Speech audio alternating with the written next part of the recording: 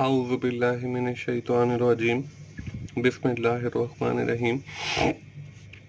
अस्सलाम वालेकुम दोस्तों, मैं हूं मोहसिन रफ़ा और आप लोग देख रहे हैं 24/7 टीचर्स ऑनलाइन। दोस्तों, हमारी इकोनॉमिक्स की क्लास चल रही है और आज उस सीरीज़ का हमारा 7वां लेक्चर है। दोस्तों, हमने इकोनॉमिक्स के दो बहुत अहम कॉन्सेप्ट जिसमें डिमांड और सप्लाई शामिल हैं वो कुछ 2-3 क्लासेस पहले शुरू किए थे और ये आज का जो लेक्चर है ये भी उसी की कंटिन्यूशन है। हमने जो कॉन्सेप्ट डिमांड एंड सप्लाई पढ़ा था उसी से रिलेटेड ही ये कॉन्सेप्ट है इक्विलिब्रियम एनालिसिस। दोस्तों, आज की क्लास में हम इक्विलिब्रियम एनालिसिस की बात करेंगे। उसमें देखेंगे कि ये इक्विलिब्रियम क्या होता है और उसको कैसे एनालाइज किया जाता है या कैसे कैलकुलेट किया जाता है।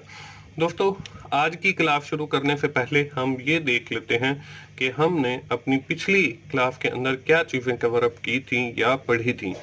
दोस्तों, पिछली क्लास के अंदर हम लोगों ने बात की थी सप्लाई के ऊपर। हमने देखा था कि ऐसी क्वांटिटी जो एक प्रोड्यूसर एक अफोर्डेबल प्राइस के ऊपर फरोख्त करना चाहे और मार्केट में भेजता है उसको हम सप्लाई कहते हैं।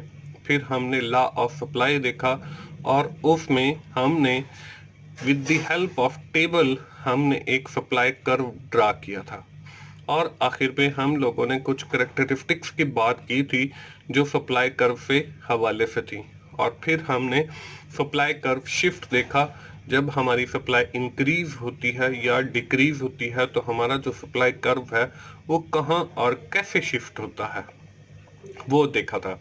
दोस्तों, यहाँ तक तो थी हमारी पिछली क्लास। आज की क्लास में हम लोग बात करने वाले हैं इक्विलिब्रियम की और हम ये भी देखेंगे कि हम इक्विलिब्रियम कैसे फाइंड करते हैं और उसको रिप्रेजेंट करने के लिए अलजेब्रिक रिप्रेजेंटेशन क्या है और उससे रिलेटेड हम एक एग्जांपल करेंगे और फिर आखिर में मैं आपको एक एक्सरसाइज दूंगा ये देखने के लिए कि आपको आज का लेक्चर समझ आ गया है या नहीं आया है।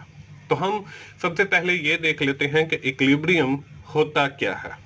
दोस्तों, equilibrium is a situation where no shortage and no surplus, कि ये एक ऐसी सिचुएशन है जिसमें ना तो कोई शॉर्टेज होती है और ना ही कोई सरप्लस होता है।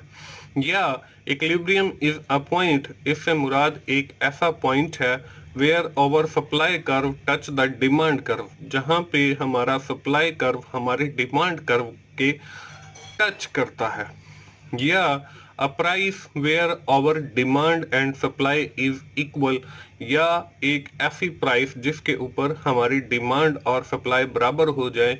इन सारे पॉइंट्स को या इन सारी सिचुएशंस को हम इक्विलिब्रियम कहते हैं। दोस्तों, ये तो हो गया इक्विलिब्रियम। अब हम ये देख लेते हैं कि हम इक्विलिब्रियम कैसे फाइंड करते हैं और कैसे उसका ग्राफ बनता है। दोस्तों, आपको शेड्यूल वाली साइड पे एक टेबल नजर आ रहा है जिसमें 3 कॉलम हैं। उसके पहले कॉलम में प्राइस, दूसरे कॉलम में डिमांड और फिर सप्लाई है। दोस्तों, हमने डिमांड कर्व के बारे में भी पढ़ा है और सप्लाई कर्व के बारे में भी पढ़ा है। आज के इस टेबल में हम ये देखेंगे कि कैसे हम अपना इक्विलिब्रियम फाइंड करते हैं। दोस्तों, इक्विलिब्रियम की डेफिनेशन के अंदर हमने पढ़ा है कि ऐसी प्राइस जिस पे हमारी डिमांड और सप्लाई बराबर हो जाए वो पॉइंट जो है या वो प्राइस जो है हमारी इक्विलिब्रियम होती है। तो हम देख लेते हैं, पहली रो के अंदर हमारी प्राइस 25 है, डिमांड हमारी 10 है और सप्लाई हमारी 50 है। इसके बाद अगली रो के अंदर हमारी प्राइस जो है वो 20 है और डिमांड भी 20 हो गई है। क्योंकि हमारी प्राइस कम हुई है तो डिमांड जो है वो ज्यादा हो गई है और सप्लाई जो है जैसे ही प्राइस कम हुई तो हमारी सप्लाई भी कम होकर 40 हो गई। इसके बाद आगे फर्दर हमारी प्राइस जो है मजीद कम हुई है, 15 हुई है और डिमांड 30 है और सप्लाई भी 30 है। तो दोस्तों, ये देखें, ये एक ऐसी रो है जिसके अंदर हमारी प्राइस जो है वो 15 है और डिमांड भी 30 है और सप्लाई भी 30 है। तो ये एक ऐसा पॉइंट है जिसको हम इक्विलिब्रियम कहेंगे, या ये ऐसी प्राइस है जिसके ऊपर हमारी क्वांटिटी डिमांड और क्वांटिटी सप्लाई जो है वो बराबर है। इसके बाद अगली रो के अंदर देखें, हमारी प्राइस जो है वो 10 हो गई है, डिमांड हमारी बढ़कर 40 हो गई है और सप्लाई कम होकर 20 हो गई है। इसी तरह आखिरी रो के अंदर हमारी प्राइस जो है वो 5, डिमांड 50 और सप्लाई जो है वो 10 है। अब यहाँ पे देखें, जब हम प्राइस और डिमांड को देखते हैं तो उनके अंदर नेगेटिव रिलेशनशिप है। तो जैसे जैसे हमारी प्राइस जो है वो कम होती चली जा रही है तो हमारी जो डिमांड है वो बढ़ती चली जा रही है, और यही हमने लॉ ऑफ डिमांड पढ़ा था। इसी तरह जब हम पहले कॉलम को और आखिरी कॉलम सप्लाई वाले के साथ मैच करते हैं तो इनके दरमियान पॉजिटिव रिलेशनशिप है। जैसे जैसे हमारी प्राइस जो है कम होती चली जा रही है वैसे वैसे हमारी सप्लाई भी कम होती चली जा रही है, और यही हमने लॉ ऑफ सप्लाई के अंदर पढ़ा था। दोस्तों, अब हम इस टेबल की मदद से अपना जो है इक्विलिब्रियम बनाएंगे और ग्राफ बनाएंगे, और जहां पे मैं आपको ये समझाऊंगा कि कौन सा पॉइंट इक्विलिब्रियम का है, और इससे हम डिमांड का ग्राफ ड्रा करते हैं और सप्लाई का ग्राफ जो है वो ड्रा करते हैं। हम सबसे पहले डिमांड का ग्राफ ड्रा करेंगे। अब डिमांड में देखें, हम सबसे पहले तो ओ एक्स लेंगे और फिर ओ वाई लेंगे। ओ एक्स पर हम डिमांड या सप्लाई को लेंगे जो कि 10, 20, 30, 40 और 50 और 60 है। इसी तरह ओ वाई के ऊपर हम प्राइसेस के डिफरेंट लेवल 5, 10, 15, 20, 25 और 30 को लिया। अब देखें, पहले दो कॉलम को प्राइस हमारी 25 है तो डिमांड हमारी 10 है, तो इसके नतीजे में ये एक ब्लू कलर का पॉइंट बन गया। इसके बाद हमारी 20 जो है वो प्राइस है और डिमांड जो है वो भी 20 है, तो इसके नतीजे में हमारे पास ये एक ब्लू कलर का पॉइंट बन गया। इसके बाद हमारी फर्दर जो प्राइस है वो डिक्रीज होकर 15 हो गई है, और जो डिमांड है वो 30 है, तो 15 और 30 हमारी डिमांड, तो ये एक पॉइंट बन गया। इसके बाद हमारी प्राइस 10 और डिमांड 40 है, ये एक पॉइंट बन गया। इसके बाद हमारी प्राइस जो है वो 5 है और हमारी जो डिमांड है वो 50 है, तो ये पॉइंट बन गया। इनको मिलाते हुए जो हमने एक लाइन ड्रॉ की, हम इसको डिमांड कर्व कहते हैं। इसके बाद हम पहला कॉलम और आखिरी कॉलम लेंगे। 25 प्राइस है तो हमारी जो डिमांड है वो देखें 50 है, तो ये एक पॉइंट बन गया। इसके बाद 20 प्राइस है तो डिमांड हमारी सप्लाई हमारी 40 है। इसके बाद हमारी 15 प्राइस है तो सप्लाई हमारी 30 है। इसी तरह 10 हमारी जो है वो प्राइस है तो सप्लाई हमारी 20 है, और 5 जब हमारी प्राइस आती है तो हमारी जो सप्लाई है वो 10 हो जाती है। तो इन पॉइंट्स को मिलाने से जो हमारा कर्व बनेगा, इसको हम, ये जो ग्रीन कलर में नजर आ रहा है, इसको हम सप्लाई कर्व कहेंगे।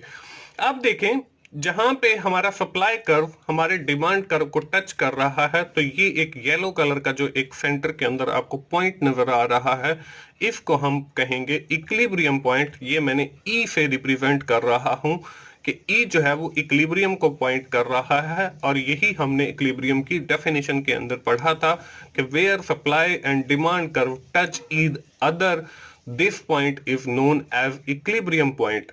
अगर हम इससे लेफ्ट जाते हैं तो हमारे पास इक्विलिब्रियम प्राइस मतलब 15 आ जाएगी, और अगर हम इससे नीचे की तरफ जाते हैं तो हमारे पास इक्विलिब्रियम क्वांटिटी डिमांड और सप्लाई की वो 30 आ जाएगी। तो यही हमने डेफिनेशन में पढ़ा था कि the price where demand and supply becomes equal, तो this point is known as equilibrium point. या हमने ये पढ़ा था कि where demand and supply curve touch each other, this point is known as equilibrium point.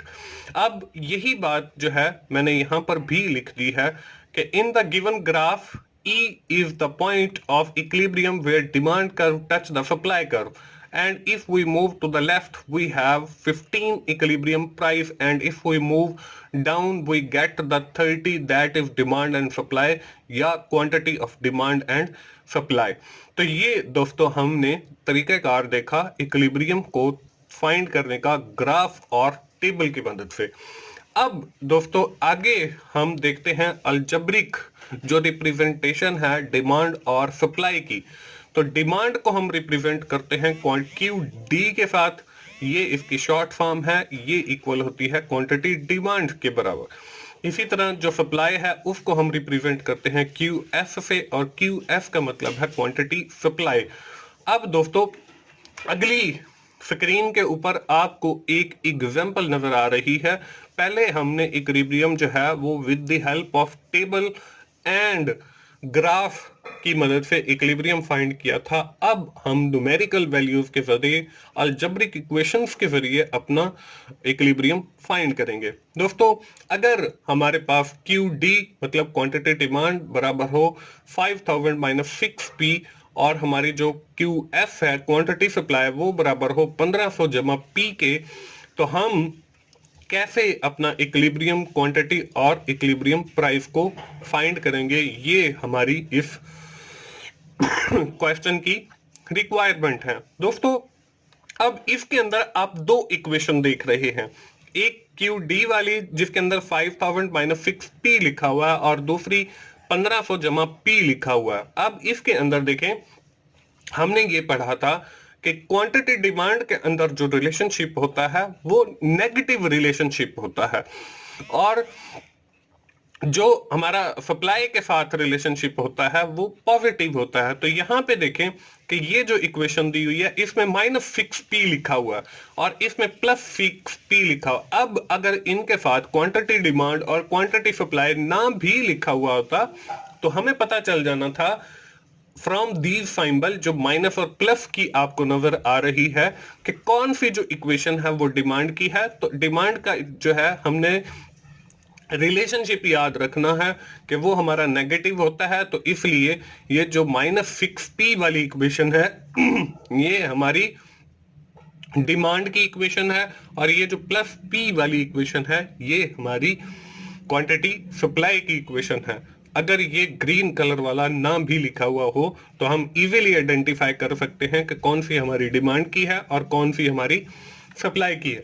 अब हम लोग इसके सॉल्यूशन की तरफ चलते हैं और देखते हैं कि हम इन दो इक्वेशंस के जरिए कैसे अपनी जो है इक्विलिब्रियम प्राइस और इक्विलिब्रियम क्वांटिटी फाइंड करते हैं डिमांड और सप्लाई की। सॉल्यूशन आप लोगों को स्क्रीन के ऊपर नजर आ रहा है। इसमें देखें, सबसे पहले लिखा हुआ है Q D is equal to Q X. ये हमारी जो क्वांटिटी डिमांड की इक्वेशन है ये बराबर होती है हमारी क्वांटिटी सप्लाई की इक्वेशन के, और ये रूल ऑफ थंब है और ये हमेशा ही रहेगा कि आपकी जो क्यू डी होगी क्वांटिटी डिमांड वाली इक्वेशन वो आपकी क्वांटिटी सप्लाई के बराबर होगी।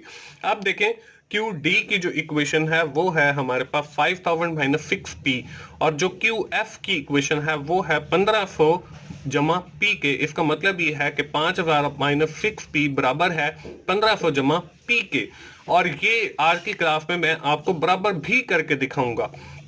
अब आगे बढ़ते हैं। आगे अगले स्टेप के अंदर मैंने क्या किया है कि जिसके साथ कांस्टेंट वैल्यू है मतलब p वाली वैल्यू है उसको मैंने इक्वल्स के एक साइड पे कर लिया है और हमारे पास जो नंबर्स वाली वैल्यू है उसको मैंने एक साइड पे कर लिया है। तो अब देखें 5000 और ये इधर प्लस का 1500 था वो इधर जाके माइनस का 1500 हो गया और p ये वही का वही रह गया, और इधर जो -6p था वो हमारे पास इधर जाकर प्लस का 6p बन गया। अब देखें 5000 में से जब हम 1500 माइनस करेंगे तो हमारे पास 3500 रह जाएगा, और जब हम 6p के साथ ऐड करेंगे एक p को तो वो हमारे पास 7p बन जाएगा। तो अगले स्टेप के अंदर देखें वही किया हुआ है कि 3500 इज इक्वल टू 7p।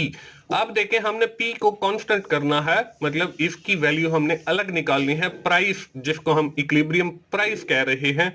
तो हमें क्या करना पड़ेगा, हमें इस साइड पे भी 7 से डिवाइड करना पड़ेगा कि ये 7 7 से खत्म हो जाएगा, और इस साइड को भी 7 से डिवाइड करना पड़ेगा, और ये भी एक रूल है मैथमेटिक्स का, ये आप सब लोग इसको जानते होंगे। यहाँ पे देखें 3500 डिवाइडेड बाय 7 और इसको भी 7, ये 7 7 से खत्म हो जाएगा, p अकेला रह जाएगा, और जब हम 3500 को 7 के साथ डिवाइड करेंगे तो हमारे पास 500 आ गया। तो हमारी जो प्राइस है इक्विलिब्रियम प्राइस वो 500 आ गई। अब जैसे हमने टेबल के अंदर, मैंने आपको एक पॉइंट पिछले ग्राफ में और टेबल में दिखाया था कि हमारी जो प्राइस थी वो जिसके ऊपर हमारी जो क्वांटिटी सप्लाई और डिमांड 30 थी वो हमारी इक्विलिब्रियम प्राइस थी। तो यहाँ पे इस इक्वेशन के अंदर हमारी जो 500 है वो हमारी इक्विलिब्रियम प्राइस है जिसके ऊपर हमारी क्वांटिटी डिमांड और क्वांटिटी सप्लाई बराबर होंगी। अब हम क्या करते हैं, अब हम इन्हें ये जो प्राइस निकाल ली है हम इसको किसी भी इक्वेशन के अंदर चाहे तो हम क्यू डी के अंदर इसकी वैल्यू को पुट कर दें, चाहे तो हम क्यू एफ के अंदर इसकी वैल्यू पुट कर दें, तो हमारे पास क्वांटिटी सप्लाई या डिमांड आ जाएगी, मतलब क्वांटिटी आ जाएगी इक्विलिब्रियम की। मैं सबसे पहले इसको क्यू डी के अंदर पुट करता हूं, तो क्यू डी की जो हमारी इक्वेशन है वो है 5000 माइनस 6p। आप देखें p की वैल्यू हमारे पास आई हुई है जो कि 500 है। अब यहां पे देखें अगले स्टेप के अंदर 5000 माइनस 6p की जगह पे मैंने p की वैल्यू 500 डाल दी। अब 500 मल्टीप्लाई बाय 6 जो है वो 3000 बनता है। इधर हमारे पास 5000 है, तो 5000 में से जब हम 3000 निकालेंगे तो हमारे पास जो क्वांटिटी आएगी वो हमारे पास 2000 आ जाएगी।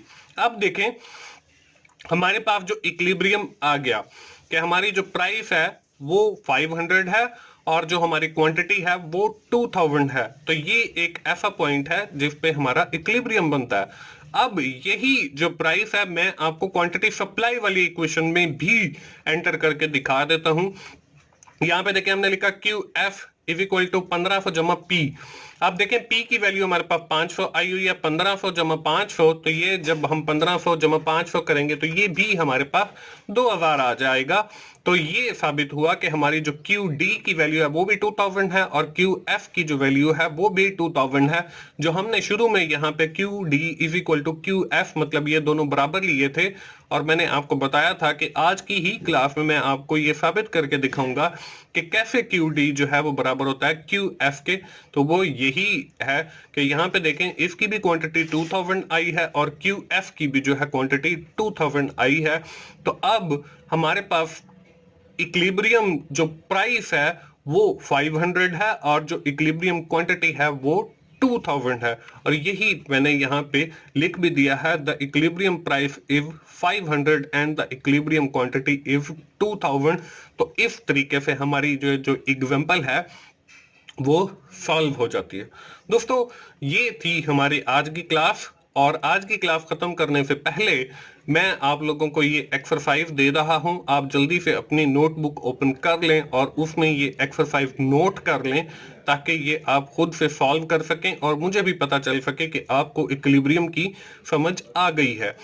एक्सरसाइज आपके सामने है। Pakistan cement industry have shown very fast progress in the last few years and have become a leading sector of the economy. At the time of inspection, there were only 4 cement plants in Pakistan which have now grown to over 30 units. Cement manufacturers have also expanded their production capacity to meet the higher demand because of construction project and CPEC. Maple Leaf Cement Factory Limited is a reputable largest manufacturer unit of cement in Pakistan. The company was set up in 1956. Suppose the quantity demand and quantity supplied function of the cement industry is starting week of the current month are 100 minus 10p and 40 plus 20p। अब यहाँ पे देखें हमें ना तो quantity supply के बारे में बताया गया है और ना ही क्वांटिटी डिमांड के बारे में बताया गया है, बल्कि हमें इक्वेशंस दी गई हैं and you must have to identify the which equation is related to the demand equation and which statement is related to the supply equation. ये आपने खुद आइडेंटिफाई करना है, क्योंकि मैंने आज की क्लास में आपको बताया है कि कैसे हम इक्वेशन से आइडेंटिफाई करते हैं कि कौन सी इक्वेशन जो है वो हमारी डिमांड की है और कौन सी इक्वेशन जो है वो हमारी सप्लाई की है। और जब आप ये आइडेंटिफाई कर लेंगे तो उसके बाद ही आप इसको सॉल्व कर सकते हैं। Where P is price in rupee per bag of cement, और पी जो है वो प्राइस को रिप्रेजेंट करता है। इसके बाद आपने करना क्या है, you have to calculate the equilibrium price and equilibrium quantity of the cement industry. ये आपने कैलकुलेट करनी है। दोस्तों ये थी हमारी आज की एक्सरसाइज। दोस्तों मुझे पूरी उम्मीद है कि आप लोगों को आज की क्लास की समझ आ गई ही होगी। हमने आज की क्लास के अंदर सीखा है कि इक्विलिब्रियम क्या होता है, जहां पे हमारी डिमांड और सप्लाई जो है वो बराबर हो जाएं जिस प्राइस पे, उसको हम इक्विलिब्रियम प्राइस और क्वांटिटी को हम इक्विलिब्रियम क्वांटिटी कहते हैं। आज की क्लास में हमने ये भी देखा कि कैसे हम जो है इक्विलिब्रियम प्राइस और इक्विलिब्रियम क्वांटिटी को फाइंड करते हैं। ये मैंने आपको with the help of algebraic equations के जरिए भी समझाया और आपको with the help of schedule, table and graph के जरिए भी समझाया और इससे रिलेटेड आपको एक एग्जांपल भी करके दिखाई और आखिर में आपको एक एक्सरसाइज दी है जो आप सब लोगों ने राइट डाउन कर ली होगी और अगली क्लास में आने से पहले आप इंशाल्लाह इसको सॉल्व भी कर लेंगे। दोस्तों, हम अपनी आज की क्लास जो है यहीं पे ख़त्म करते हैं। मुझे उम्मीद है आपको ये इकोनॉमिक्स की सीरीज पसंद आ रही होगी और आप इकोनॉमिक्स के जो बेसिक कॉन्सेप्ट्स हैं उनको भी सीख रहे होंगे। दोस्तों, अगर आपको मेरी वीडियोस अच्छी लग रही हैं तो आप उन्हें लाइक कीजिए, अपने दोस्तों के साथ शेयर कीजिए और कमेंट्स की सूरत में अपना फीडबैक दीजिए और मेरा चैनल 24/7 टीचर्स ऑनलाइन सब्सक्राइब कीजिए ताकि मेरी हर वीडियो, हर लेक्चर आप लोगों तक पहुंच सके और आप उससे सीख सकें। दोस्तों, मिलते हैं अगली इकोनॉमिक्स की क्लास में। उस वक्त तक के लिए मोहसिन भाई को इजाजत दीजिए।